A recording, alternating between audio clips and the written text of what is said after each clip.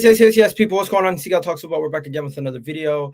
I'm just, I thought, you know what? It's early morning. We might as well do a video talking about some of the stuff going on, especially with injury updates. The FA Cup game today versus Wigan in a couple hours, and of course, just everybody hates Arsenal. We know this.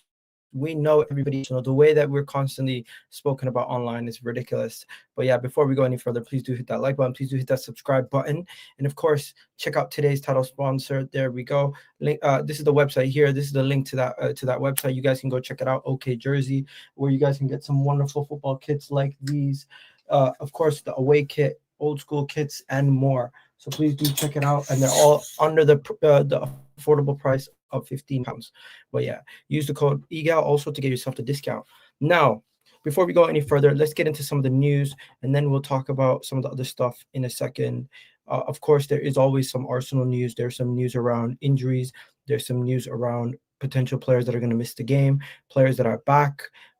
We've seen Arsenal had a training session, and in the training session, you could spot some players that were back in training. So let me just pull up the training photos, and you'll see some players that are back in training. Of course, the academy kids are ready to go. And with the academy kids being ready to go, a certain Max Dowman is back in training. Max Dowman is back. He is back from his injury, and he will be he might be featuring in the upcoming game. So we're gonna have to wait and see if Max Dowman is going to be in the team or in the matchday squad. I hope he is. If he's fit enough to train, he should be able to be at least on the bench for the upcoming game versus Wigan, and this is a good opportunity for him to get some minutes coming back from injury. And honestly, I have high hopes for him filling in on the on the right wing, filling in maybe even in the midfield if he can. But it's nice to see that Max Dowman return to training ahead of the tie versus Wigan. We also have some other players who've returned. You can see Saka's fully fit. Obviously, Norgard's fit and available. You can see Timber and all these guys. I'm looking for a certain William Saliba. William Saliba is also back in training, so that's good news right there. William Saliba is back in training. So is, of course, Max Dowman. So Max Dowman and Saliba return ahead of the tie versus Wigan in training, and this is just good news to see them back in the team, ready to go for the game. Let me know what you guys think in the comments. Anything you guys want to discuss, anything you guys want to talk about, we will talk about in today's video. So please do let me know how you guys are feeling in the comment section. And yeah, this is just a little bit of a pre-game video. I don't usually do these, but I had a little bit of extra time today, so I decided, you know what, let's do this, and we'll talk about everything else that we need to talk about in a second. But there is more. There is news on a certain Martin Odegaard. Club captain Martin Odegaard is also had some issues going into the game, and I don't think Mikel Arteta spoke about it in his press conference, or else you would have probably seen him speak about it. But interesting enough, Martin Odegaard spoke ahead of the game and spoke about the FA Cup run and gives an update also on his injury. So Martin Odegaard spoke about how this group of players really want to see if they can make a big run in the FA Cup, because of course this group of players have not really done that in the tournament. They've always finished in the third or second round. And where is his update on his injury? Where is the update on the injury? 1 second. Here it is. I picked up a bit of an injury when they scored the goal against us. Hopefully it's not too bad. We'll see what goes in the buildup of today's game. Over the next few days, I tried to clear the ball and came down, and instead of kicking it into the player, ended up overstretching my leg and pinching my knee. Hopefully it's not a serious injury. That's me speaking there. I was able to carry on Friday morning. Very sore. I'm worried, of course, but thankful. It does not look that bad. So the good news is Martin Odegaard's injury update, it doesn't look that bad. And when speaking about the FA Cup, I did see the article. What do you call it? Quotes, some of the quotes from this article on Twitter, and he was more speaking about the fact that this group of players did not win the FA Cup with Mikel Arteta, but the group of players are hungry to try to prove themselves in this tournament.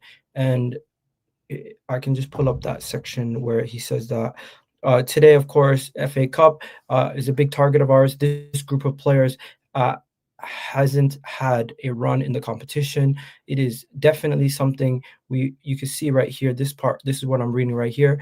You can definitely sometimes we want to do definitely something we want to do. We know we can do better in this competition since we've won it, guys. In case you don't know, we've been knocked out in the third or fourth round pretty much every year, and then we've gone out quite early, which is true, and so that's something that we want to make better. And it is around the competition we want to go all the way in. So fair enough. There you go. Arteta speaking about that. Arteta also speaking about batteries charged ahead of the game versus Wigan and the test versus Wigan. I'm pretty sure he's not going to go all in and play the starters in this game. He's probably going to rest a bunch of guys. So that's why they're speaking about batteries being charged and everything. But yeah, enough about that. So that's some injury updates. That's the updates on everything else. Hope you guys are doing well in the comments. I see you guys saying hello. Big up to Shane Talks. Shout out to you. Yes, Egal, get it dubbed today. Hopefully we do get the win, but the most important thing is to get out of there with no injuries.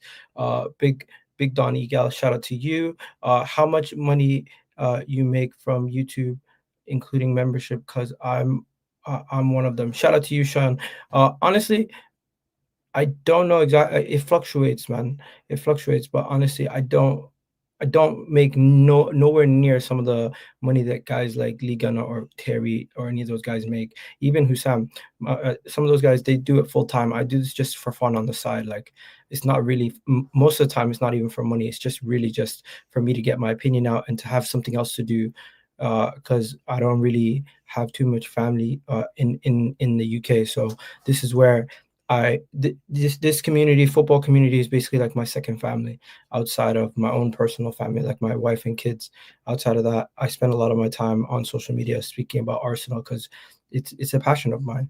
And you know what? People will hate on me. People will talk shit about me all the time, but it is what it is. This is what people are here to do. Do you think our players get during the time? Do you think our players get drain? What do you think our players are getting during? Do you think our players are getting during this time of year? I'm confused. Can you rephrase that? Us Canadians have it different here. Yeah, bro. I live in the UK actually. I'm not in Canada. I live in the UK, but for some reason people just always on my case. It is what it is. Let's get on to the next thing that we need to discuss before we go any further. Arsenal's current form compared to Man City's current form. It is funny that when you actually look at the two teams' current forms and you see how each team is performing, like when it comes to their current run, you'll see to yourself that Arsenal is not doing as bad as everyone thinks. Yes, we dropped points in the last game, but overall, our last 10 games in the league, we have been quite. Let me show you. Let me show you. This is what I'm going to show you. Um, so it draw, win, lost to Man United, win, draw. So that was since the 17th of January, right? Then you go to Man City's and you see their recent form. Look at this. Yes, they won a couple games if you include the Salford one, but they drew against Tottenham. They lost to Bodo Glimt. 1 second. Let me just go to actual matches. And then you go back and then you see they lost to Man United here.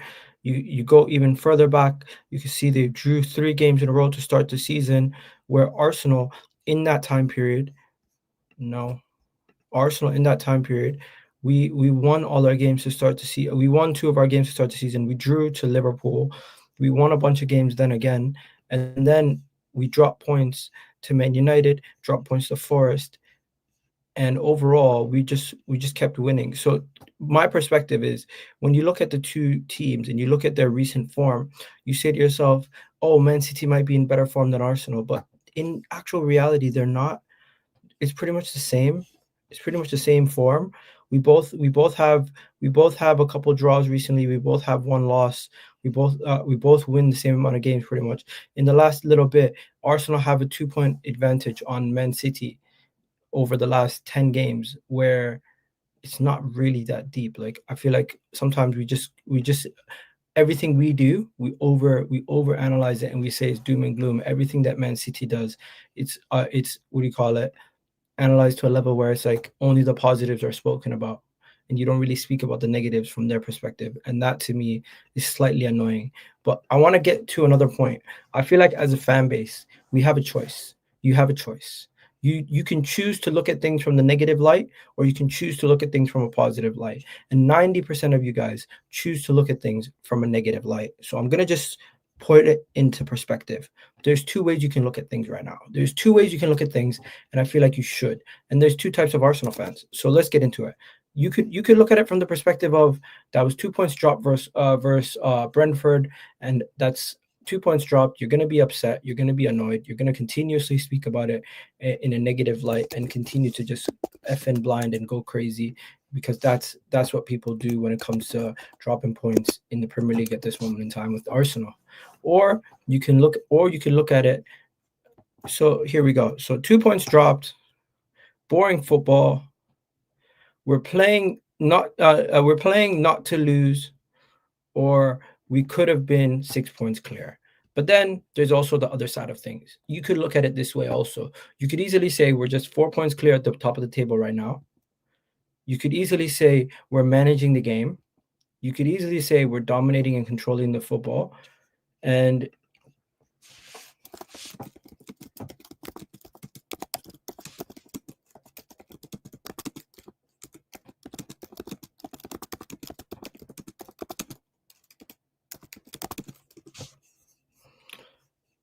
one second. And then you could also just say, you know what, it was a point gained. Brentford away is a tough ground to go to. Brentford away is a tough ground to go to. And I think there's a case for both sides. So whichever way you want to view it, whichever way you want to view football, it's really down to you. It's really down to you. If you want to view it from a negative light, then you want to say to yourself, you know what, we dropped 2 points. This is not good enough, and continue to go down that route. You can go down that route. If you want to go from the other way and say to yourself, you know what, we gained a point. Brentford is not that good. We can move on. We'll kick on. It's a long season. It's up to you. All I know is 9 times out of 10, when I see Manchester City fans or Manchester City players speak post-game, they speak about it from a perspective of it's another gained point. They speak about it from the perspective of they controlled the game and they unfortunately did not get the result that they wanted. And we were managing the game.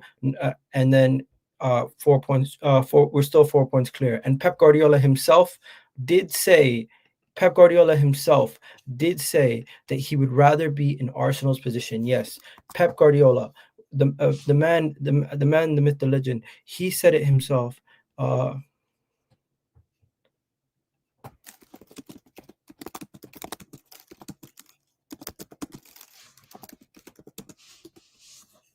One second, I'm just trying to get some of these guys to join, because I had somebody said they wanted to join.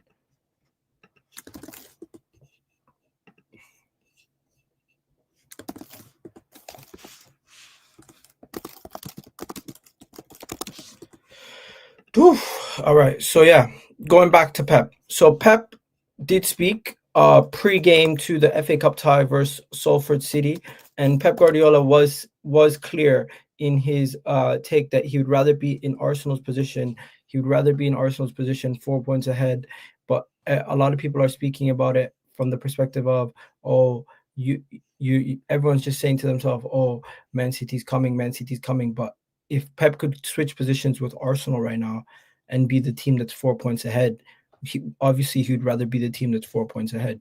I don't get why everybody's just looking at it from the perspective of, oh, you wouldn't want to be the team in the advantage at the end of the day. You wouldn't want to be the team that is currently in the better position.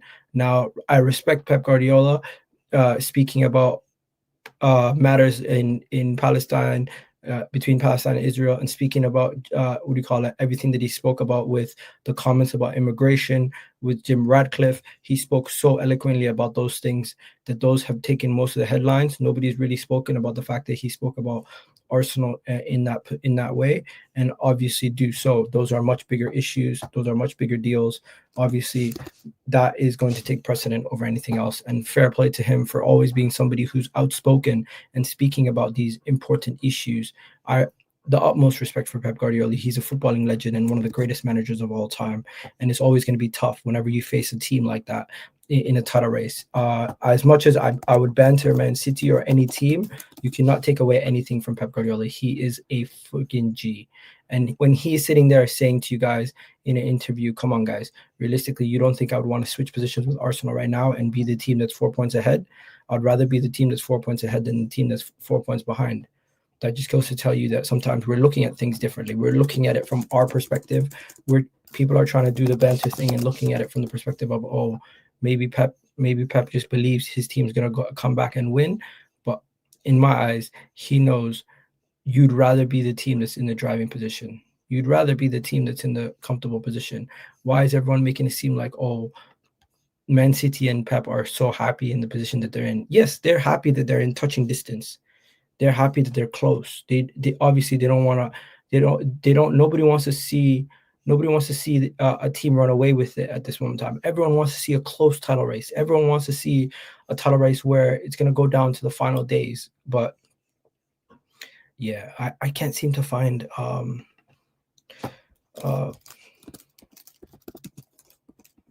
second. You know when you're trying to find something but you can't find it, but then immediately when it's done. Okay, here we go. Found it. Here we go. So yeah, Pep Guardiola. What was it? 2 days ago.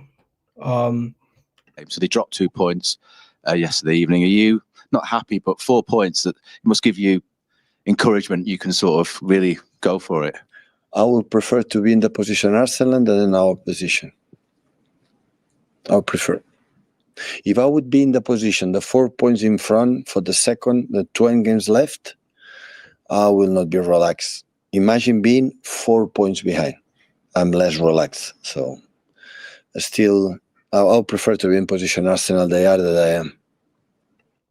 And he's 100% right. When we, I do think as fans, we don't realize, yes, we're 4 points behind Man City. They still have to beat us at their ground. They still have to continue to be better than us on form for the rest of the season for them to win the league. And they've done it before. I get that. They've done it before. And that's why people are saying, you know what, it can be done. They are worried. Arsenal fans are worried. But I do feel like it's a large point down to the PTSD. And it's not really down to the logic of their current form or their current state. Current form, Brentford are better than Man City. Current form, Arsenal are better than Man City. Current form, Arsenal go on to win the league if we continue the same form that we have right now until the end of the year. Where Man City, if they keep the same form also for the last 10 games, they would still be 2 points. They would still be 6 points behind us come the end of the season if we keep the same form from now to the end of the year. But you know what? Something form is going to change. There's going to be ups and downs. There's going to be moments where we slip up. There's going to be moments where they slip up, and it's not going to be as cut and dry. And I do think we need to relax.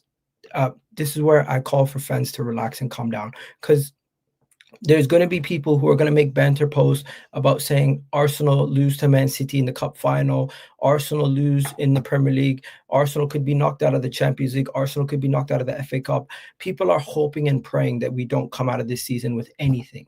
And that is the truth. They hate Arsenal. We know they hate Arsenal. We know they hate Arsenal to a point where they want us to lose. Everybody wants us to lose. Everybody thinks it will be hilarious if we lose everything. But I do believe that we are going to come out of this. We're going to be fine.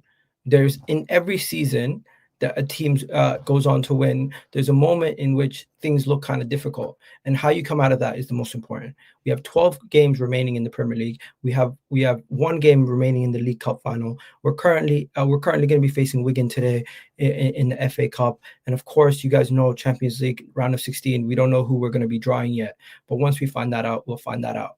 And we're going to talk about it once it gets there. But for now, everybody's going to be trying to apply pressure. Everyone's going to be trying to dunk on all our players, criticize all our players, speak down on all our team, and that's just how it is. That's just how it is. I know that's how it is. I know what people do. I know what people are saying. They're going to continuously try their best to downplay Arsenal, or when we do look like we're shaky, they're going to then try to take that opportunity to speak about the possibilities of if we don't win it.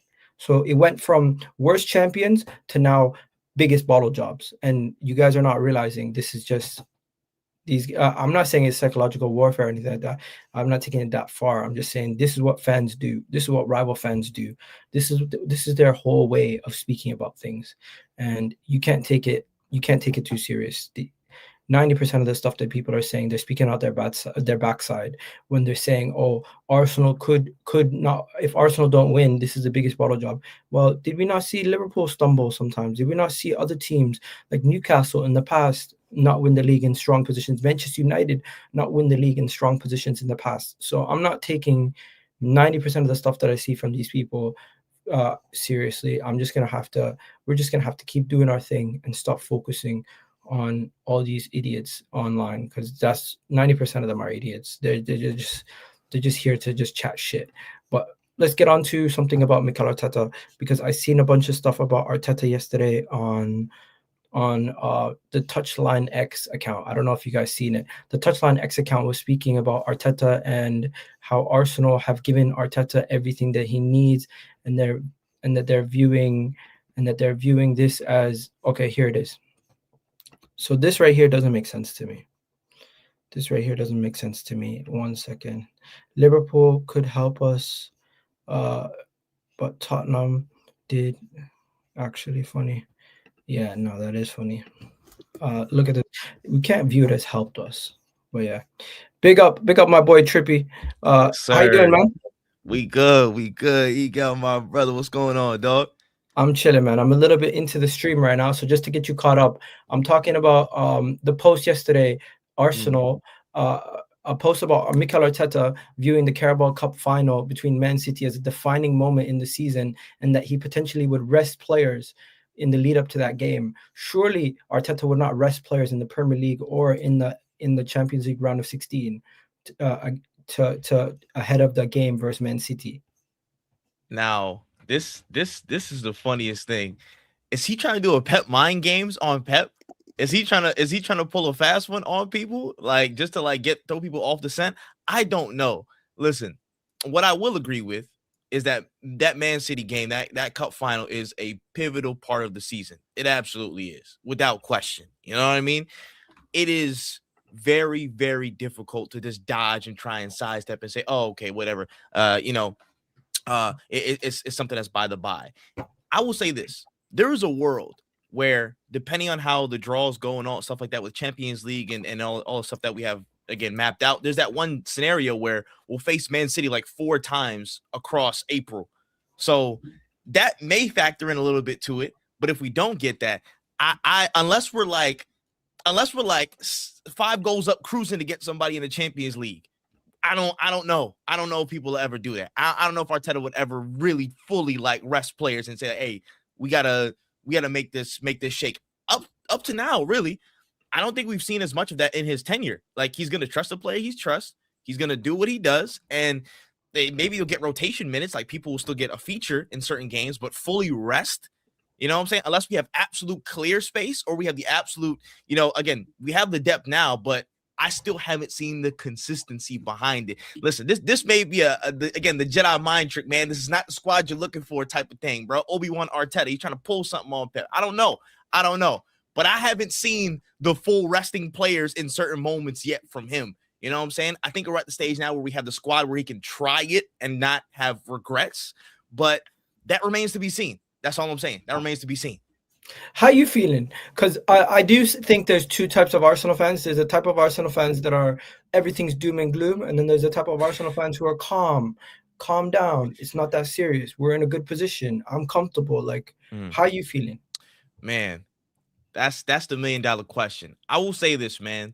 I don't discount anybody's feelings, and I don't want to police anybody's feelings when it comes to this title race. I understand it is a very sensitive moment because we've been here before, but we haven't been this consistently here in a while, before Arteta's tenure and stuff like that.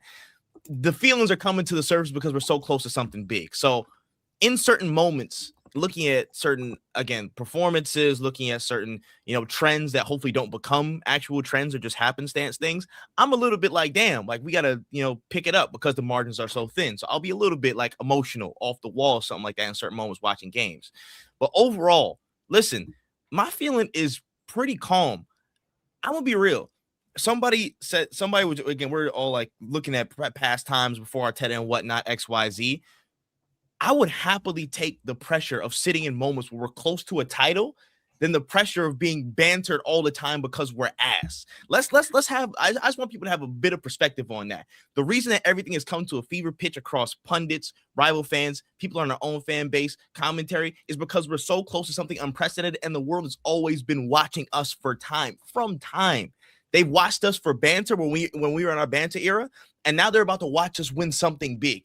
So the pressures that come with that are standard, customary. And I would absolutely take this moment. I would take this season over any season pre-Arteta where we were maybe close to something in the past like 10, 15 years since the Emirates Stadium opened, but we fell apart. We had a banter moment. We were soft. We had, again, soft underbelly, whatever. And we got exposed at some point in half of the season. You know what I mean? So overall, I'm calm as hell. I'm happy just knowing that we're in this race. Obviously, their nerves will come in, the anxieties will come in, the Arsenal PTSD, as it were. Shout out to Kingdom Prince as well. We've been talking about this for years, man. The hashtag Arsenal PTSD it will never leave until we kill the ultimate like hoodoo on us, and that's the big trophies to get over the line. You know what I'm saying? But I don't know if you're on YouTube like that. When it comes to Arsenal YouTube, I see you on Arsenal Twitter. Arsenal Twitter is actually a lot more positive about Arsenal than it is on YouTube. I think Arsenal YouTube is a lot more negative post-match and everything, because everything is reacting to a game. After games, I will see more people speaking about negatives than positives on a regular basis. And maybe that's just me. People in the comments, let me know if you agree or if you disagree. But I tend to see more negatives about Arsenal than I do positives. And that's just weird at times, but it is the reality that we live in. I think Mikel Arteta is still splitting. Some part of the fan base are still split on Arteta. Part of the fan base are still split on Gyökeres. Part of the fan base are split on Odegaard as captain. Part of the fan base are currently critical about injuries, if they're blaming the manager or if they're just saying we don't know what's going on with the injuries, with the people behind the scenes. I do think there's a lot of splitting of moments. I look over at Man City, I see a unified front.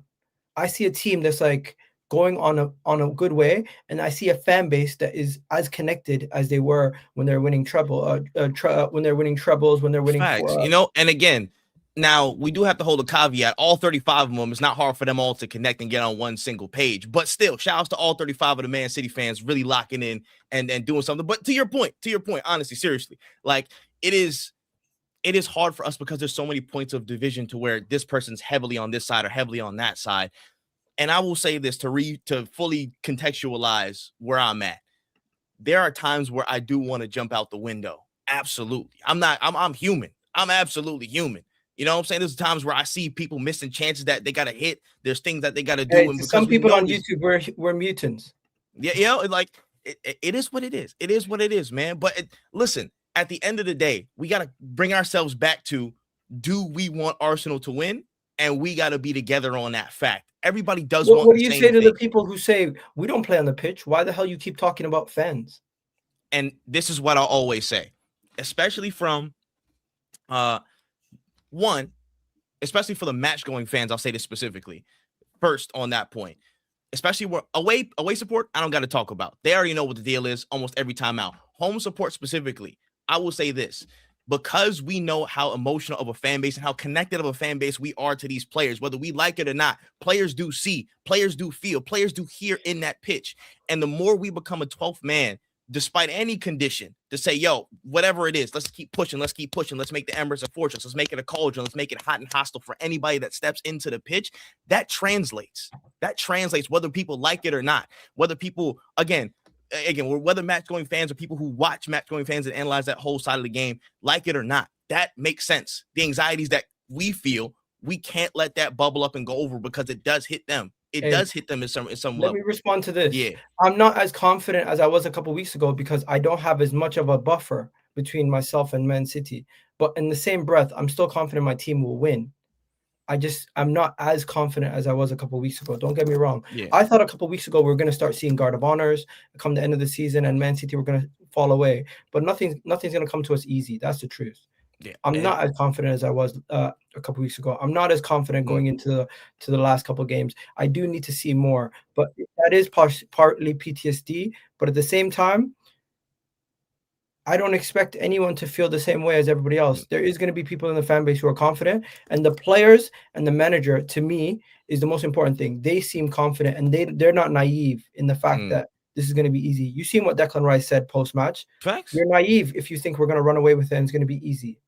Bro, and as Arsenal fans, ask yourself this question. Has anything ever come easy with this club? Has anything ever come easy with this club? Has trophies, has FA Cups, signing players, outside of FA Cups after we got over the hump and stuff like that, has anything really, really, really come easy? You know what I'm saying? Not without a little bit of stress or whatever. That's just how it is. It's been like that from way back in the day. It was like that in '89. We won the Liverpool in the last dying moments. It was like that again when people were in forms in 2003, 2004, cussing Thierry Henry and all these players during the Invincible season. They were cussing players live during the Invincible season. Stress and how we achieve the goal, because we're so connected to a fan base, because we're again emotional to an extent. It's not going to come easy. It's not going to come with level heads. So again, the match-winning fans, that's one thing. Us up here, I've said this before already, where we are absolute kings at shooting ourselves in the foot when it comes to debates and stuff online. There's a level of delusion that we still have to live with because we see Man United fans do it, Chelsea fans do it. Again, City have the backing to do it because of the trophies, but again, sports watching, but they still have the backing to do it. Liverpool fans do it. Everybody does the same thing. But when it comes to the Arsenal fan base, a lot of fans like to, again, just half step. Because we've been banter for so many years, we don't know how to fully Let's back talk our about the own banter. team. Let's talk about the banter. Today I seen this say backing Arteta is a problem. Tactically awful, awful recruitment, and he needs to go. He made a straightforward title race into a life and death one. What the hell are these guys talking about? Straightforward. What title race is straightforward outside of the ones where you just let players on the pitch do their thing and have generational singular seasons, and competition around you just absolutely explodes in terms of squad health? They just die off. Like, listen, people don't take things with actual context, and I will talk about this in the coming days. But like, okay, let's step back, and I get it. People are focused on the margins of getting over the line, but we had to get there in the first place. Let's talk. Let's raise the mic. Chelsea fans, Chelsea, how's your title race going? Huh? You're not close? No, not. Oh, okay, cool. Some Man people United take fans, pride in hating Arsenal. Look at this. Yes, I take pride in hating Arsenal. And I'm not. If that's an Arsenal fan, that's crazy. But if that's not an Arsenal fan, I get it. That comes with the territory. That's just how it is from day dot. If you're in this fan base and you do not expect hate, that's unrealistic, man. That's just how it's been before. I was born, before you was born, before anybody was born. You know what I'm saying? When this club was founded, every day Arsenal. You could tell a single. What is it? You could tell a single thing. Couldn't tell you a single thing that Saka does better than Mbeumo, which is funny, which is hilarious, because we can literally sit down and have a dossier on it. And Saka's another point where, again, the GA hasn't shown, but to say he's been bad this season kills me. It kills me inside, because how many times he's been robbed of assists. He's been single-handedly dragging us back into games. Wolves game is a reference point by yourself, so you need to go back and look. People did you see the Pedro Neto Saka stuff? Bro, oh man, he hasn't scored a hat trick. He's already scored a hat trick for national duty. People just, again, because Arsenal are such a big reference point for talk, whether it been the banter years, whether it been us being the only people to have an Invincible trophy, whether it be a bunch of other things that I can point to make us a cultural reference point. People just straight up lie to get their kicks off of us, bro, because we get so much engagement, because it's how it is as a fan base, bro. People are compelled to do it. Some people are compelled to just do it. Saka's top 5 right wingers. And then you go to midfield. Odegaard's no longer there, obviously. But you go here, and Declan Rice is top. Guess what all the quotes are going to be about? It's going to be all be about Declan Rice. All of them are going to be about Declan Rice. Declan Rice is Declan Rice, Caicedo in the same sentence. Thank goodness. At least we got one for. Thank you. Rice don't deserve this. It's because he's English. Just seriously overrated. What are we doing? Pedri in second. You got another one here criticizing, saying Pedri's better than Declan Rice. People just going in. Right? How is Rice better than Pedri? At this point, it's just like, and again, do they not realize this is not Arsenal fans. This is 90 soccer 90. But there's going to be somebody here who's going to make this about Arsenal fans. I guarantee you. I guarantee you. And shout out to the people that actually get up and defend us in certain instances. But again, people don't understand the context. Top 5 central midfielders of this season so far, according to that one, again, source or whatever. So the context is based on performances this season. They're putting Szoboszlai over him. What the hell? And again, I understand how people, again, to one level, people back their players. So I understand why people are going to do that. But again, from an Arsenal perspective, people are always going to question when they see a cannon on somewhere around. When they see a cannon, they're going to ask questions in their mind. It just pops up in their head, bro. It's a compulsion for many people at this point because how things have been over the years, bro. But I'm not necessarily mad at it. I'll be annoyed at it some days because obviously when it's not a good day for us, people pile on because it's their natural instinct. They feel it in their blood. But it's been a part of our DNA, for one, for people to hate us. And two, for where we get back, for the path that we're going to get back to where we belong, it's only going to get louder. It's only going to get bigger. It's only going to get more pronounced. You want to see another one? Look at this. Zubimendi. Zubimendi's on the list now for defensive midfielder. And it gets people as he should. As he should. Because he's been ridiculous this season. In his first Zubimendi is far better than Caicedo. Correct. Then people are going to get mad that Zubimendi's on this list ahead of Caicedo. They're going to get pissed. The top 5 bait. They're going to get pissed. They're going to be like, how is Zubimendi there? Zubimendi's better than Caicedo. What's going on? But we're not the ones setting these lists. Football 90 is. So you speak to them, guys, not us. They're going to somehow blame Arsenal fans for saying Zubimendi's better than Caicedo now. And shout out to German Chicken Wing in the comment section. I see you, bro. And again, like this is the double-edged sword. Me, at the end of the day, I only care about what we do on the pitch and how our fans feel at the when it's all said and done. But also, we're doing reactionary content, so we are reacting to. And again, people are going to be obviously. But when you see the frequency of how much Arsenal sent out for, bro, if somebody calling your name out in the streets a million times, right here. Here's another example. Calafiori ahead of Cucurella. What the hell are you guys thinking? Then you got another one here. Timber actually deserves to be third on this list. No disrespect to him. I'm not mad at that. And again, I'm not mad at that because where we've seen the offensive side of the game stall out a little bit, and that's obvious. You know what I'm saying? This one, I put my hand up, bro. Tell me who's better than Saliba and Gabriel at the center back position this season. You can't tell me Mark Gahey's been better than them. You can't tell me Van Dijk's been better than them. They deserve to be 1 and 2. But for some reason, first thing people are going to say is, oh, put this in your trophy cabinet. They're going to make jokes about trophies. That's the first thing you're going to see. Yeah. It's not going to be about, they're right. They're 2 good center backs. It's just going to be stupid jokes. Shout out to NetWeave with the 2 pound. You know what I'm saying? He said, "Scream, everyone hates us, get us nowhere." You're not wrong. You're not wrong. But again, it's to the point of the double-edged sword. People keep calling us out of our name. At some point, we do have to say something. You know what I'm saying? I don't want people to get away with anything about our fan base. I don't want anybody to get away with anything with that stuff. I know most things. I wonder where Raya is. Don't you think Raya is gonna also piss? You know, the thing is, giving Arsenal credit boils people's blood.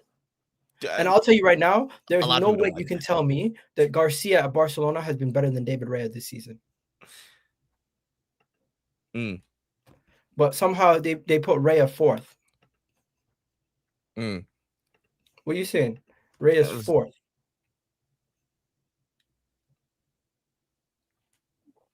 Which listen, we can and me personally, I'm not going to be mad at the ranking. I could put him higher. I could put him lower because of how we've been collectively as a defensive unit so far this season. Off of that alone, you could put him in a higher rank. But I'm not going to be mad at that. You know what I'm saying? But again, people are going to go to the extremes when they see an Arsenal badge. When they see a cannon, something got to be fired off. It's got to be inflammatory more often than not for a lot of people. There's no nuance or context behind conversations for a lot of that stuff, bro. But again, me, at the end of the day, I know people going to talk. I can respond to some of that just in jest and banter back or whatever, because I want to defend my club at some points. But for the most part, it slides off for me personally, because I know y'all were, a lot of y'all are just, y'all don't even know fully why. You know what I'm saying? And some of y'all do know why you hate Arsenal. And it's cool either way. You gonna watch us do what we do. You know what I'm saying? Either way, for better or for worse, y'all always watching. You know, and that just is what it is. That's the price of being an institution the size of Arsenal, bro. When we're in bad times, when we're in good times, the world's always watching. That's just how I've seen it over the years. How long have I been a fan? Like how much that's been a recent thing. But I'll tell you this, though. The thing I care about the most is, again, the team and how we carry ourselves through it, man. At the end of the day, we can complain. We can talk about certain player performances, talk about the manager. We can have our divisiveness or whatever. But when it comes time to get into the crunch zone, you know what I'm saying? Like 12 games left, rest of the season, we got to lock in, back the team. I need people to find something, bro. I need people to find this. You know what this is, bro? For the anime fans, the anime watchers out there, this is what Dragon Ball Z people called a dragon radar. They used it to find their balls. I need some people to go out there and find their balls, man. Lock in. Stop throwing in the towel, bro. The league is not even decided. Nothing's even decided yet. And people already like, well, it's over. It's done. I'm out of here. You know what I'm saying? Congrats to Man City. Congrats to all this stuff like that. Man United, let's jump on the same bandwagon with y'all and haze our own club. You know what I mean? Hey. I just need people to lock in and find some balls at the end of the day. I'm not saying don't complain. I'm not saying don't slate Arteta. I'm not saying doing all that. But when the whistle for a game blows, the kickoff whistle and the whistle to finish a game, be behind the team. That's what it is. When it's time to really lock in, lock in. That's all I ask. You know what I mean? And I know some people don't even want to do it. They don't even want to do that. And it's, bro, you seen Sevilla? You seen what Sevilla? Oh yeah. There was like a free. What was it called? They do like an Arsenal and score from a corner or whatever. I'm pretty sure the last time we saw them, they needed more than one corner to try and get somebody the game. Did we beat their ass like 4-0? Slide right off. It don't matter, bro. Name mentions, man. Again, when you step back and look at the context, most of the people that make fun of Arsenal cannot chat to Arsenal when it comes to playing on the pitch. You cannot chat to my God, bro. I just seen something crazy. You know how we sold Zinchenko? Yeah. Oh, did he get it? Oh, was it him injured? I think I saw something. Man just suffered a knee injury in his debut. What the hell? Bro. What's the chances of that? Suffering a knee injury on your debut is crazy. Hey, I'm not celebrating his injury. I'm not doing any of that. That's rough. I'm just simply pointing out the fact that that's shocking. Like that's crazy to see. Like 2 minutes in, again, that's Timber ACL in his first game type vibes, bro. Yeah, that's crazy. It's like Final Destination. The injury bug just hits like Arsenal and Arsenal related players like too damn much, bro. That's another thing. It kind of makes the 1.5 million that we got for him understandable now. Like, bro, again, it was overdue to try and move him off the books, and that's a whole nother kettle of fish to like effectively get people on to the next thing and get some change back. But again, just back to the main point. I just hope for the people that are shaking and quaking in their boots because it's not an easy ride to the title. I hope they lock in, find their balls, and let's keep it moving because we got a lot of stuff to happen. Champions League, FA Cup, Carabao Cup, all this stuff. Sorry to cut you off. People are always going to be difficult. The new thing people are crying for is Lewis-Skelly to play in the midfield. What do you think about that? For the sake of different contexts, I understand. Now, I talked about something. I ranted for like 11 minutes the other day talking about the phrase impose your will. And I just think it happens in a few different buckets, but from a team standpoint, I think there are certain things that we can do and the manager can do to create or try and platform certain things to just get the better of our opponents, no matter who we're facing, try and get a little bit more progressive, or maybe just turn the volume up a little bit. You know what I'm saying? I don't want to go like hashtag handbrake all full mode like that, but there are instances where that's absolutely, again, a positive. That's something that could be done. And with the injuries, that's something that's probably only going to get stronger. I would say give it a ride in some games. With Moreno injured, with Havertz injured, we need physicality in that midfield. He can do that.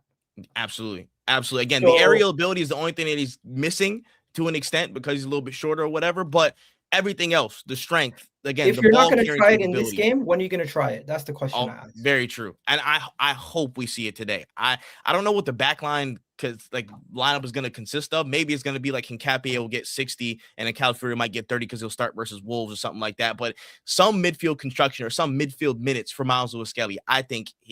Listen, You we have two gotta choices. gotta You give it up. play Hincapié and Calafiori, and you play or you play Abraham in the midfield with Calafiori and thing. Let me show. Let's do a lineup. 1 second. Let's do a lineup. 1 second. I'm gonna pop this up.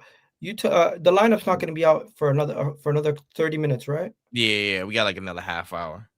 Yeah. So this is what I'm thinking. If I can just get it up on the screen, you can see my screen, right? So it's gonna be Kepa. Yeah. Kepa in goal. Ben White. Yes. Ben He White has definitely he has a case to start versus Wolves, in my opinion. Yeah, he definitely with does. Timber's From that, performances. Mascara. It's the coin. Yep, Mascara.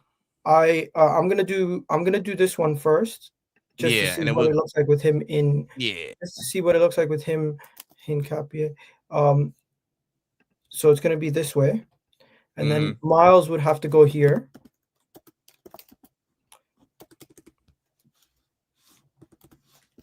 Let me see. I'll man the comment section, man. Lewis-Skelly, and then Norgard. And then I'm gonna actually start Eze because he needs to get himself I would going. And I was wondering whether we'd start Eze in the left. I need Saka to start, get himself a hat trick, get himself back in form. Yeah, he needs to start with 60. Jesus, and then Martinelli. Yeah, because you can't have Martinelli and Nani. Yeah, not at the same time. You can't have two one or the other. And then Trossard's not high. I guess Trossard was like, so with the fitness. And after 45 minutes, if he gets a hat trick, you can take him off. But regardless, most important thing, no injuries. This is the route to get him in the midfield. Now, if you want to keep him here and you want to save Hincapié, there is a possibility you can play a youngster. Will they though? Will Arsenal play Ibrahim? I don't know if they do it. They might bring him off the bench, but I don't know if they do it off out the gate. Is Ibrahim even on here? Possibly. Let me see. I don't see him. But yeah, so I didn't see Ife in there. I don't see Ibrahim on there. But this is the team where you can give him a chance to play in the midfield. And Hincapié hasn't played as much as the likes of Gabriel or Saliba lately, or Timber. So he can do with playing a little bit more minutes. Yeah. This is the team I would go with. If Miles Lewis-Skelly is going to play in midfield, this is the perfect opportunity. Yeah, I'm not mad at that. I'm not mad at that. Again, give him some room to shuttle and get around. Norgard's not going to step on his toes too much, quote unquote. He go just again man across the front four. Give him some leg room to again get around. Again, just further in terms of the rest of the season. I think one thing that was a shock factor as a part of last season was again Miles Lewis-Skelly being in the midfield and being a bigger catalyst for carrying the ball and being progressive. Now, again, I've said this multiple times before. Everybody in this squad has the capacity to be progressive. Everybody has the capacity to take, brave shots and do that. My problem is about the propensity of doing those things, the likelihood of them doing those things, like the tendency they have to make those things happen. Lewis-Skelly, more often than not, is going to find clear space and run into clear space or pass into clear space. And I think that propensity is what we've been missing by and large in a lot of these games, to turn the fine margins into wins, into points, into progression, into all that stuff. I feel like it's like a viral thought, like a cloud. Like somebody has it, it has to spread to the rest of them to be like, we can take these shots too. We can take these chances as well. And I think his inclusion at some point during this back half of the season, during the business end, will provide a positive, a net positive, because he has the tendency to try and take those runs. He's going to be brave. He's young. You know what I'm saying? In some ways, he's naive in that sense, but that's good. We need the bravery despite all conditions to say, fuck it, I'm gonna run in this space. I'm gonna take this moment. I'm gonna do that. I'm gonna try and make these things happen. Calafiori as well. Again, we just know about his X factor. So I think again, him, Lewis-Skelly, are big proponents of us trying to be a little bit more unpredictable and taking and exploiting the little bits of chances and little bits of daylight we see in the team. So my hope is that Lewis-Skelly getting more minutes means that we get a little bit more unpredictable in how we, again, deploy teams and do things across 90 minutes across the back half. I'm just going to say, look over at Man City. O'Reilly's getting a lot of minutes in midfield, and it's really helped with the balance. Absolutely. We have a player like that in our ranks. We can definitely go and who is stronger on the ball, who is stronger on the carry. Like Lewis-Skelly, again, because of the depth at left back, he hasn't had the minutes and he hasn't had the rhythm this season. But if we're able to deploy him at least a little bit more consistently to try and make some moments to again break things and make things happen, I think we'll see the Lewis-Skelly of last season, shine through in moments that we need him to. And that, I think, is a good booster for where we're trying to go to turn moments in games. We're looking at people to exploit the moments. And Lewis-Skelly has shown he is more than up for the moments from last season's experience. Let me play 2 clips. First clip is from my boy D, who is a Arsenal fan, and he's posted this on Twitter, and it's really pissed off a lot of Arsenal fans. This is D speaking about Arsenal fans. His point is why rivals hate Arsenal. And this is his reasoning on why rivals hate Arsenal. Let me know we're going to watch it, and then we're going to react to what we think at the end. Because the fan base are too entitled and the fan base are too arrogant. That's the reason why most rival fans hate Arsenal. They don't even hate the players on the pitch. No one hates Declan Rice. No one hates Saka. No one hates Gabriel Saliba. Them men are not problematic like that. Arteta, okay, he's a bit of a character, but them players are not problematic characters or larger than life characters to hate. Everybody hates the Arsenal fan base. That's why rival fans want Arsenal to lose so badly, because of the fan base, because the fan base are too entitled. The fan base think, no matter what, we should be winning leagues regardless of everything, regardless of the surroundings, regardless of the circumstances. Should we stop it here for a second? 40 seconds in. Every fan base is a little bit confident when their team is winning. Every fan base comes out as entitled. I've seen Manchester United. I've seen Tottenham fans saying we deserve to win the league. Like, I'm not even gonna go into depth about this. I'm gonna say one thing. Chelsea, after winning the Trump Summer Invitational in the summer before the season started, remember how they were? Okay, exactly.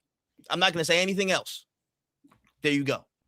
Bro, Chelsea won the Club World Cup, and they believed that they were going to be one of the favorites for the league. Is that what you're saying? You beat a rubbed out PSG side who was tired out they ass. They played 70 plus games, won the Champions League, and y'all beat them. Fair play. Cool. Y'all beat them in there. But you thought y'all were going to be world beaters consistently off of that one game. Off of that, you were playing flamenco and all them people like that, and thought you were going to. Come on. Every fan base will have and especially fan bases from European clubs and English clubs that, listen, True Royal Blue, listen, but you haven't said I'm not telling the truth. You haven't said I'm lying, though. I'm just using y'all as an example because y'all the easiest one. Y'all the easiest example, bro. Again, we can run it back. Listen, Liverpool bought hella players during the summer. Liverpool were favorites. They said they're going to walk the league. I saw a tweet talking about the league is wrapped up in October. Manchester United won 4 games in a row, and they're talking about the league is still possible to win. Prime example. I don't have to use just Chelsea. All of you do it. Again, people act like you tweet things and they just disappear from the frame, bro. We have brains. I can see what you said. I can see what all of y'all was typing up and talking about. There's evidence. There's receipts. You're all doing the same exact things. You hate Arsenal because it's been programmed from time. Again, the capital of England. It's a progressive team. Arsene Wenger, foreign manager that won it from years ago, made the league look piss easy and stuff like that, revolutionized the league. A lot of English people didn't like that. There's so many things that I could point to say there's a lot of reasons why y'all hate Arsenal. And just to sum it up to the fan base, I don't know. That's a little bit reductive. Take it there. It's a little bit reductive. Bro, it's a little bit. We don't even need to take it there. Let me just keep it simple. Arsenal, majority of the London teams are not going to root for another London team to do better than them. Manchester United don't rate us because of the Sir Alex Ferguson era, and foreign fans like myself, like yourself, have more ties to disliking the Arsenals and Chelsea's and Man United's than their local rivals. Let's be real. There's Manchester United fans who live in Nigeria, Uganda, South Africa, in America, Canada, Mexico, wherever. They don't care about Man City. Some of these foreign Manchester United fans, they would rather Arsenal lose the league to Man City. There's Liverpool fans. I will never understand why Liverpool fans cock for Man City. I will never get it. They call it the flop Pep era. It was just him beating your ass. Dog, it was him getting cooked. And again, and this is the thing. Out of the big six, I hate Liverpool the least. I actually kind of like Liverpool and a lot of their fans. Some of my best friends, Liverpool fans. I just think that from a man, at least just to touch on that for a second, Man City, because of the sports washing stuff and all the things behind them, they're like an empty vacuum you can throw hope into, because at the end of the day, nobody cares as much that they win things because they're not an historically dangerous big club. They don't realize, Chelsea fans, Man City are going to have more trophies than you. You do realize that. They already do. Arsenal fans, Man City are coming. They're close to getting more trophies than us. If they're not already like on the cusp of that, then they're gonna start coming for Manchester United and Liverpool. Everybody's saying just let City win, let City win, let City win. Until when? When they have the most trophies in the country? Like you're constantly just saying let City win, let City win. They don't have fans. In 20 years' time, you're gonna say they're the most insufferable fan base. And it's all going to be a cycle. And again, that will be built on top of sports washing. I would rather. I honestly couldn't care about the sports washing, bro. If I could get a team, if I could get a Saudi Arabian prince to take over Arsenal, and we're winning everything, I'll be happy. Listen, I'm sorry. I can't get jiggy with that, man. I can't get jiggy with just at least the sanctity of the sport being ran down. We've seen other people. I'm not gonna mention the club name because certain dude in the comments will do a backflip and run to type it and stuff like that. But you know who they are. Again, crazy money in the infusion, all stuff like that. I get it. It's not brand new, but I wouldn't want my club to be doing all that stuff like that personally. You know what I'm saying? But it is what it is. Look at Manchester United. Jim Ratcliffe is supposed to be the anti-sports washing. He's a worse option than the Qatari. Yeah, he's just a dummy. So that's unfortunately that's the unfortunate break for them at Ineos, bro. He's also kind of a dummy. So Manchester United gotta just be stuck with that. You know, it's what it is. This because I gotta go to Big Steve after. You see what Big Steve said. Sometimes I just feel like people say, "Oh, he cooked you. He cooked you." If somebody says Man City's going to win the league, you're finished. Just say congratulations. So we'll get on to this. You get people talking about Arsenal won the league in October and November. You got other people saying about this player is the best player in the world. You got other people saying everybody does that. I'm sorry. What is he talking about? Again, this is any of these types of arguments can be solved with. It's a problem when I do. It's cool when they do it. It's a problem when we do it. You know what I'm saying? It's just you see that meme. I made the meme versus sexual harassment, all the memes and stuff like that happen, bro. The same sentence comes out the same exact way and all that stuff like that, bro. I could say, hey, you know what I'm saying? I think Saka's a great player. Whoa. What do you mean Saka's a great player? Is this, that, and the third? Oh, Pedro Neto just scored a hat trick. I think Pedro Neto's a great player. And they're gonna big them up. Like Pedro Neto's world class, Liam Rosini said. And again, I wouldn't hate if you said that. At the moment, I don't care. Y'all are facing, it was Hull that they played. Cool, let them do that. But again, when it comes to an Arsenal lens, there's always going to be the impulse of somebody to be like, Arsenal can't have anything nice. No, they can't have anything nice. Dude, when I'm online saying let's take it game by game, nobody wants to take it game by game. Everyone's like, we should be 20 points clear, and nobody wants to take it game by game. That's a lot. That's why rival fans, Arsenal got the biggest. Bro, that has nothing to do with rivals. That's cap. I seen people who are Arteta outs, Omega Doomers talking about, listen, I've been here before. I'm not saying nothing. They've been doubting it since day dot, talking about that. Me, I say take it game by game every single week. I'm like, bro, I'm not getting ahead of nothing. I've been here before, and we haven't done the job. So let's take it week by week and enjoy the journey. We can stop lying, bro. They take the little bits and they make it the whole picture. I like D. He's a cool guy, but he's coming off a little bit like Jamal on TikTok, pandering. Man. Listen, and who said it? When it was like, I feel like everybody becomes stupid on purpose when Arsenal are involved, man. Shout out to Gunaret, man. That tweet was so prophetic because she's boxing, you know. Yeah, huh? He blocked me. I'm like, Oh, she blocked him. I was about to I'm say, I like, don't even know what happened. what I do to you? I guess I, I'm part of the. I I'm don't part of even the fan know. base I don't that even you know. like. But I will say that tweet was very poignant though, because even people I'm cool with, people I love, people can, irrational or rational. There's just always a twinge of twisting when Arsenal get involved. Just a twinge. A little bit. Anyways, let's go. Social media, the presence online, because all we do is sit online and argue with each other. Instead of us banding together and fighting the rivals, we're online. People can set up a stream or a podcast with two sets of Arsenal fans and just watch it. They can just sit there, yeah. This Arsenal fan, that Arsenal fan, that Arsenal fan, get their popcorn out and watch. You could do that with any fan base. Yeah, true. But with this one, I understand that point because of how under the microscope we are. You know what I'm saying? We just.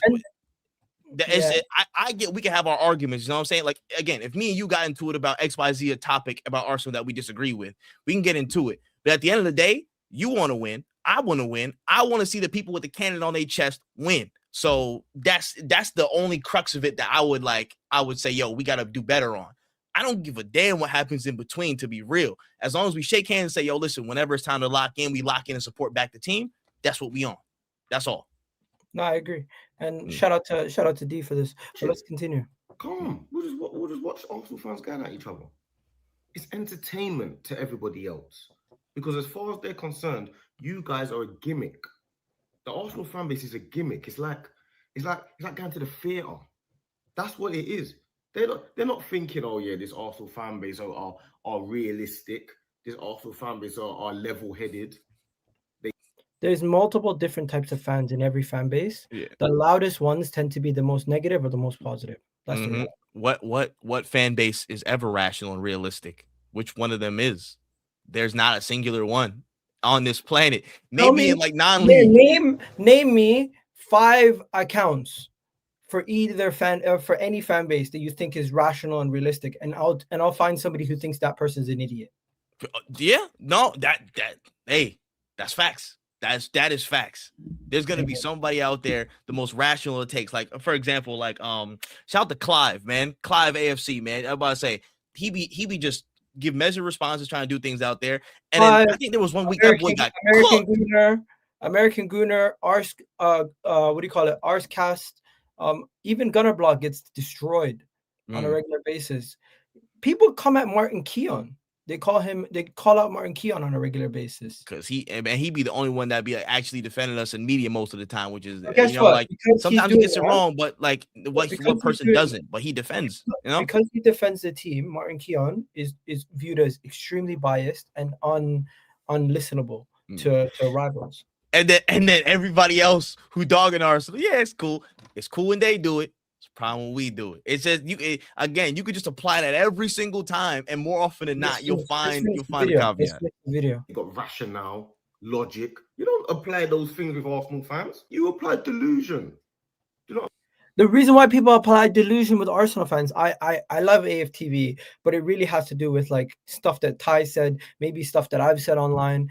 Every fan base has delusional fans. It just seems to be everyone likes to prop up anything that Arsenal say that's semi optimistic as delusional. Arsenal could win the league this season. You're delusional. Even though we're 4 points clear at the top of the table, come 20-something games, yeah, you're still delusional. Arsenal could win the Champions League. We're one of the best teams in the tournament. You've never won it before. You're delusional. Arsenal could do a treble. Arsenal could do a quadruple. These things are all delusional until it's done. And the fact that we haven't won a league title or a major honor recently, anything we say or do is considered delusional because we've not done it. And Man City could say anything. They could say the most outrageous take. They will say, you know what? It's not delusional because they've done it before. Yeah. And again, the trophy logic will always even out for most fans because it is not that far. And that's partly why they don't want us to win. It's not that far to think, oh, they won a trophy, they can say whatever they want. But again, Man United have won a bunch of trophies in the past. They are playing 40 games maximum this season. They're not in any other competition. What are we talking about? You know what I'm saying? Like, they don't want us to win because if we win, it destroys a lot of their arguments about. Bro, I told you. I said this from time ago. When we do this, it's Kratos FC for the people that are, again, video game fans, God of War fans. God of War 3, I don't want to spoil it for anybody, but the more along he gets and the more people he takes out, the worse the world around gets for people. Like, it's not good. People's whole fabric of reality starts to tear apart because we doing the one thing that nobody wants in this footballing world, Arsenal to be where they belong, back at the top of world football. So, you know what I'm saying? Like, it's tough for a lot of people. They can't contend with it. So that's why everything's getting more rational. Storms are swirling. Winds is flying. I feel like a hurricane. You know what I'm saying? Like, I feel like, again, just a Michael Jackson disaster video, man. Like, it's that, bro. Like, it's okay, bro. As Arsenal fans, we just got to take it one step at a time. That's all it is, bro. We'll say what we are. We say all that stuff in between. When the game starts to go, when it's time to back the boys, all I'm asking for is to back the team, really. That's the only thing that we can do. It's that. Fairs. Okay, let's go to the next one. Sorry, let's finish this off. I'm saying, Yeah. people stop talking about mental health. You're deluded and you've got mental health. That's how people talk about the Arsenal fan base. And we're allowing that. Because what we're doing, we draw at Brentford. I don't know. I don't think we're allowing it. Oh, shoot. Are you? Oh, you were like 9. I think the lineup is out. Yeah, we're going to check it out. Yeah. Was I spot on? You were almost spot on, I believe. Yeah, I think you were like maybe 8 or 9 for this is what I out of the said. 11. This is what I said the lineup was going to be. 1 second. This is what I said the lineup was going to be. Do you think I was right? This is I think it was like 8 or 9. Yeah. So this is what I predicted the lineup to be, and let's see what the actual lineup is quickly. Arsenal lineups out. We're gonna wrap it up after the Big Steve point, because Big Steve made a video about Arsenal. Was on the Big Six, and they made a video and they spoke about it. Okay, so let's compare. 1 second. So we had Kepa Arrizabalaga in the team. Kepa Arrizabalaga is in the team. We had Ben White, he's in the team. We had Mosquera, he's in the team. We had Hincapie, but Saliba's the only difference, which is fair. Give him some minutes because he was only sick. This is great. Calafiori, Norgard, as a MLS in the midfield, baby. And then instead of Saka, it's actually Madueke, Martinelli, and Jesus. I don't like the fact that Saka's not starting. Yeah, maybe starting. Maybe giving him 30 minutes. I think they're trying to be really careful about his hip, which is okay. I'm not going to be too mad at that, man. I'm not going to be too rough and tumble, especially if Wigan are going to be. And again, forgive me because I haven't seen a lick of how Wigan do anything this season, bro. I needed a quick refresher or something. But if they're going to be physical out the gate, I would prefer him to at least come on the back end and get himself into the game, get some tune-up minutes. You know what? This is great. This is Miles Lewis-Skelly's time to shine in the midfield. Yeah. Let's see Miles Lewis-Skelly cook. I can't wait to see Miles Lewis-Skelly cook in the midfield, and I'm going to be watching that game with my popcorn out. The only player I know on Wigan is the former Arsenal player who what's his name, Matt Smith. Oh shoot, Matt Smith's playing. He's on the team. Yeah, man. Matt Smith is on the team. He was the last player. He was one of the players that was on the team when we last won the cup. So I'm excited to see Miles Lewis-Skelly in the midfield. That's great news, and I'm gonna have to do a TikTok on that once we're done. So 49 Miles Lewis-Skelly in the midfield. Let's keep it going. We got another trophy to get further in, and everyone's gonna be talking about the Carabao Cup final. But if we can reach an FA Cup final this season too, that would be great. 100%. Listen, it's just little by little, man. If we can make our way on all fronts, again, the squad is not the healthiest right now, but if we can just keep chipping away, we can get a lot of good things this season, bro. I'm not prophesying anything, but I think we have the capability to do a lot of good stuff this season, like I did at the beginning. So let's just see where we end up, man. I just need a win, no injuries, and we keep it pushing. That's all I'm asking for. I'm a simple man.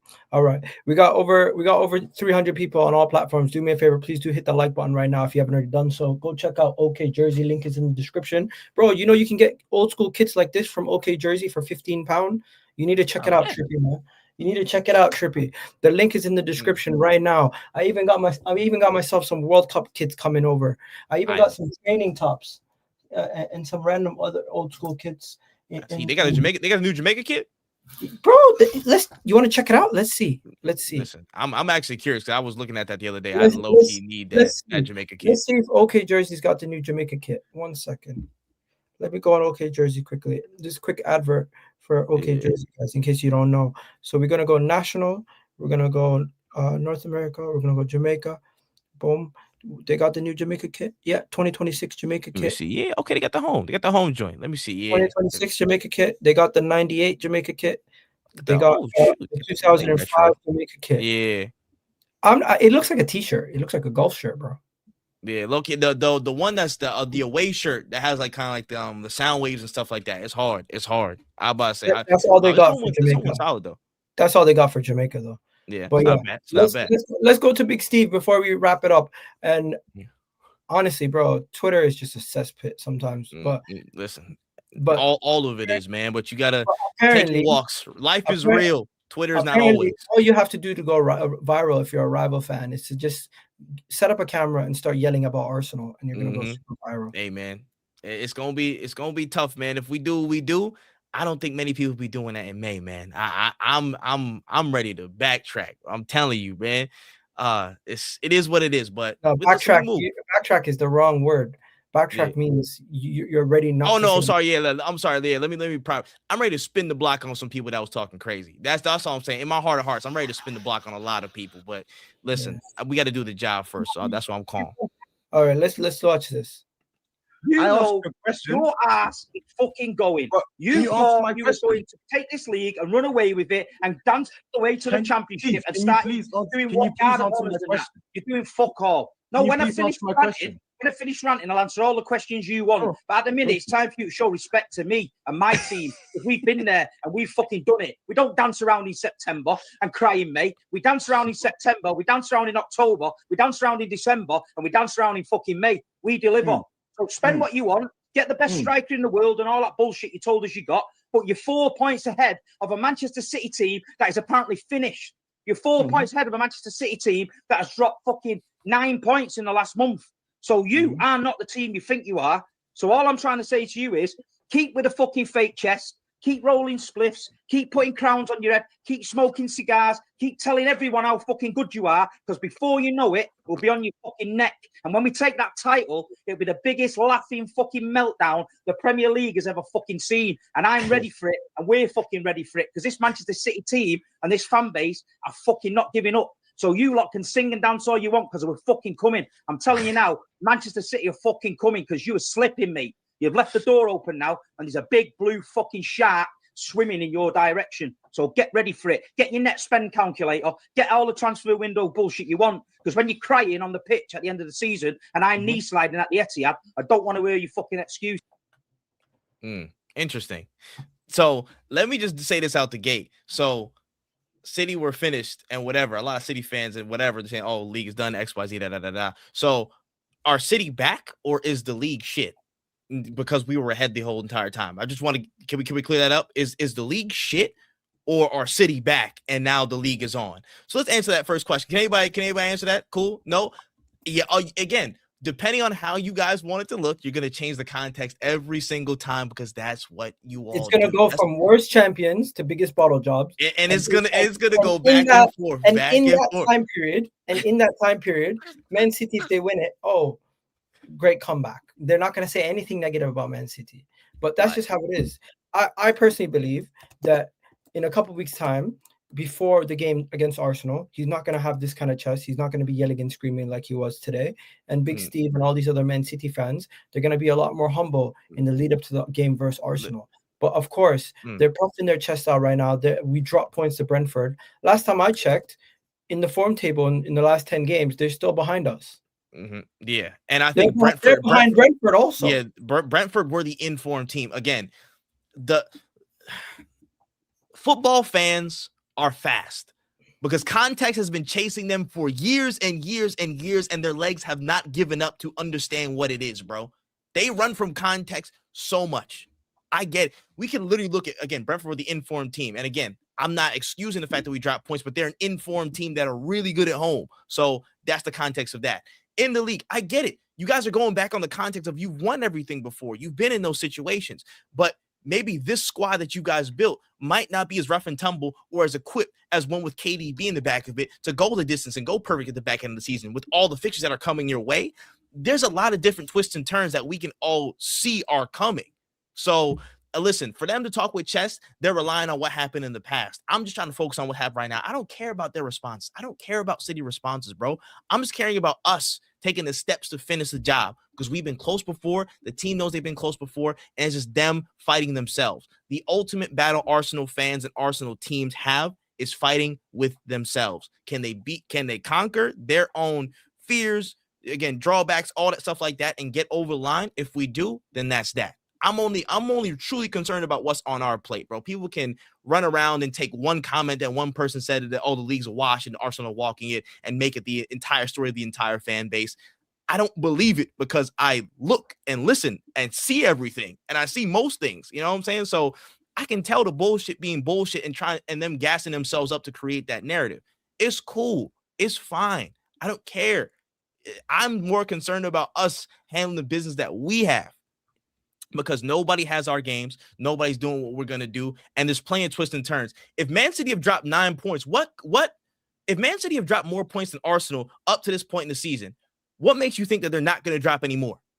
Considering how busy the season is, considering the depth of their squad, considering how teams have moved to them in the second halves of so many games, how many times, again, if they escape by some stroke of, again, just magic or whatever, and Pep works something out, cool. But given the form of this season, not the prestige of anything else, not the UCL or whatever Prem trophies of the past, because the trophies cannot play for you on the pitch.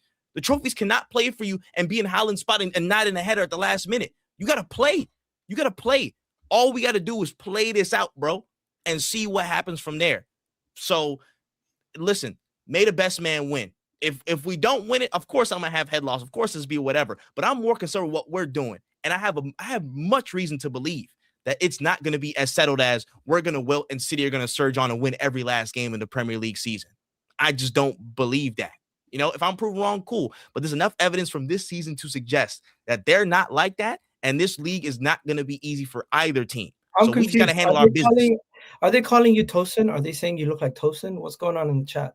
Oh, dang. Tosin has. Do I like Tosin under a bio? That's crazy. I don't know. I don't even know. If it's Tosin under a bio, that's nuts. I got in a few different things before. Tosin's a new one. That's insane. I was about to say. That's crazy. Hey, one second. You gotta Google it up. Let's put your full screen next to this. That's crazy. Do I look like Tosin? I don't know. You gotta put the side by side image up. I have no idea. But listen, if you I don't look like Tosin. Is it the beard? I don't know. It might be like the cheekage or something like that, like this. I don't think you look like him. I don't think you look like him. I don't see it. My face is kind of like oval-ish, and his like more like square-ish, bro. Y'all was not really close, man.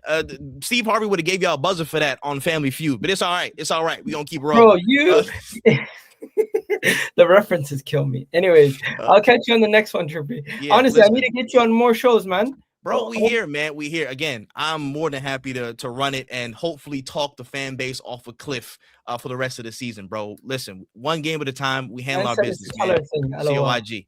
Come on now. Listen, it's a color thing. Hey, that's crazy. That's crazy. Anyways, we'll catch you on the next one, guys. Post-match reaction. I'm going to be here. If you want to jump on post-match, you can jump on post-match. Let me know. We'll catch you on the next one, guys. Don't know. Have yourself a wonderful day. You already know what it is. Egal Talks Football. We're out of here. Peace.